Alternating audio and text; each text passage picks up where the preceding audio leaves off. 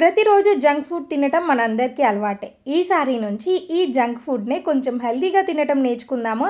Millet byte నుంచి నేనైతే ఇప్పుడు ఈ పార్సిల్‌ని తెప్పించాను. వీళ్ళ దగ్గర చాలా రకాలైన స్నాక్ ఐటెమ్స్ ఉన్నాయన్నమాట. వీళ్ళ దగ్గర అన్నీ కూడా హెల్తీగా చేసినయనమాట. జొన్న మిక్చర్, రాగి చకోడీలు, అలాగే మురుకులు, కొర్రలతో చేసినవి ఇవన్నీ కూడా మనకి మిల్లెట్స్‌తో చేసినవే అనమాట. చాలా బావుంటుంది. అండ్ టేస్ట్ అయితే చెప్పాల్సిన అవసరం లేదు. ఒక్కటి తిని ఆపలేము. ప్యాకెట్ మొత్తం తినేస్తాము. అండ్ రీసెంట్‌గా వీళ్ళైతే డ్రై ఫ్రూట్ లడ్డూని కూడా ఇంట్రడ్యూస్ చేశారనమాట వాళ్ళ పేజ్‌లో. నేనిప్పుడు టేస్ట్ చూస్తున్నానండి. ఇవి వచ్చేసి రాగి చకోడీలు అనమాట.